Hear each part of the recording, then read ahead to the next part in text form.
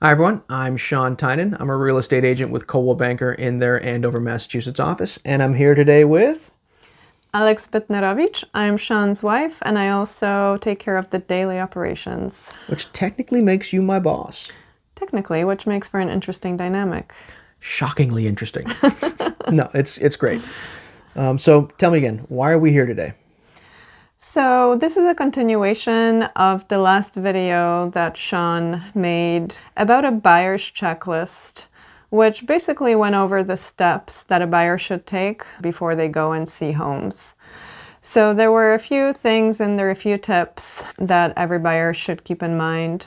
There are a few things you should line up ahead of time, and one of those things I think is pretty obvious. It's a real estate agent. Make sure that you line up a real estate agent that you like, that you get along with, and that you can work well with. The next person you'll want to line up is a lender. So line up a lender and make sure that you get pre-approved. The pre-approval tells the seller that you're serious about actually purchasing a home, and it also lets you know what price range you should be looking in. And once you have your pre-approval, make sure that you talk to your agent. Let them know your criteria. What are you looking for? What is your budget?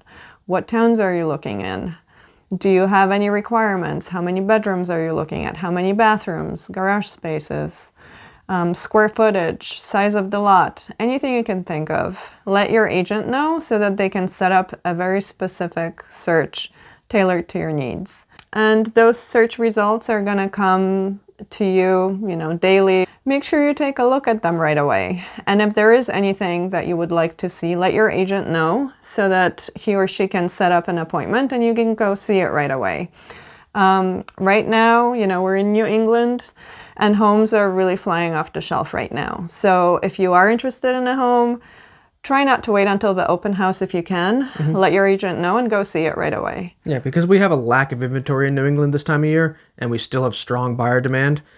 Listing agents are often saying, offers due on Monday or offers due on Tuesday, and typically they're standing true to that. But occasionally they will take an offer early. So if you see a property on Wednesday or Thursday that you want to see, let me know. I'll let the listing agent know that we're going to go see it on Saturday. If anything happens, let me know so we can try and get in early to see it, because I don't want you to miss out on a property that might be a good fit for you. So you found a home you like and you want to put in an offer. What happens next? So it really depends. You might be one offer being submitted on the property, or you might be one of 3 or 4 offers being submitted on the property, and that'll dictate what's going to happen.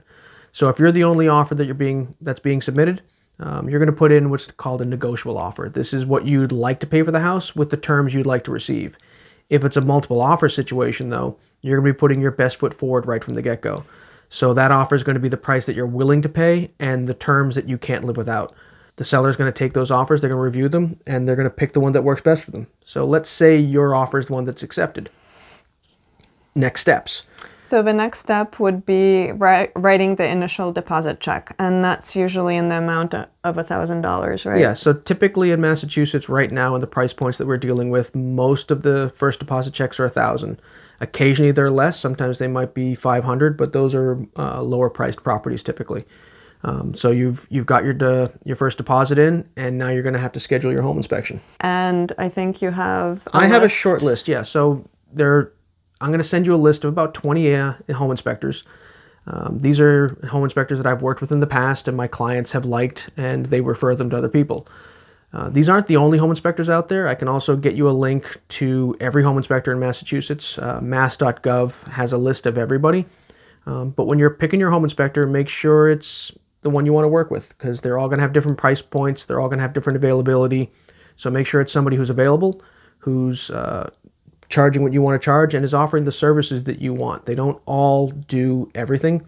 But what do you mean by that? Like, do they do different types of homes? Yeah, so there are home inspectors that are great with old historic houses, and there are home inspectors who don't like to do them. So if you're buying an old Victorian, make sure you let them know, and they're going to be able to price it accordingly, or they might say, we don't have an inspector for that property right now. But for a typical home, most inspectors would be able to do that, right? Yeah, 99% of them are going to be able to do all homes. So once the home inspection is completed, you will receive the report from the home inspector within approximately 12 to 24 hours. Yeah. Make sure you understand what's in the report, that there are no red flags. If you have any questions, reach out to your agent. Yeah, if the report comes back and there's issues on the house, this would technically be the time when you would be able to renegotiate something. So if we didn't know the furnace had issues or we didn't know that the roof had issues, we'd be going back to the seller saying, hey, look, we're going to have to replace the furnace. It's not the time to go in and say, I've had a home inspection, so I get to take money off. When you look at a house, if you see peeling paint, we're not going to be able to say peeling paint because of a home inspection, because you saw the peeling paint when you walked into the house. This is for items that you can't see, unexpected issues with the house. So it could be 1 or 2 big items, or it could be 1,000 little items. And once you find these issues, you have options. You can go back to the seller and say, hey, look, I'd like to pay a little bit less for the house. Or I'd like to, purchase a different house. This is way more than I can handle. And also sometimes the seller will fix some of those issues. Yeah, right? there are times when you can go back to the seller and say, hey, look, there's X, Y, and Z, and they're like, you know what, I'll take care of it. I'll get it fixed, or I'll repair it, or I'll give you the money so you can do it yourself after closing. Yeah. Okay, so the inspection report has come back. You've negotiated with the seller, and what happens next? The next thing that's going to happen is we're going to go to purchase and sale. The seller's attorney typically writes up the purchase and sale agreement. So the language in that agreement is typically going to favor the seller. So this is why it's really important that you line up an attorney for yourself. Your attorney is going to review that purchase and sale and make sure the language is fair for everybody. So the purchase and sale gets back and forth between the 2 attorneys. They have an agreed upon document. Everybody signs the document. The next thing that's going to happen is Write another deposit check? write a second deposit check. And Typically for 5% of the purchase price? typically it's 5%, but it could be less or more. If you're on an FHA loan that's 3.5% down, or if you're on a VA loan with 0% down, you might be doing a nominal deposit or that 3.5% deposit. So you've written that second check, you've signed the purchase and sale. You're going to send a copy of the purchase and sale to your attorney and to your lender. And then once the lender gets it, they're going to start processing the loan. Yeah, and also this is a really good time to ask the lender to give you an estimate of the closing costs. The lender is required to give you a closing cost estimate.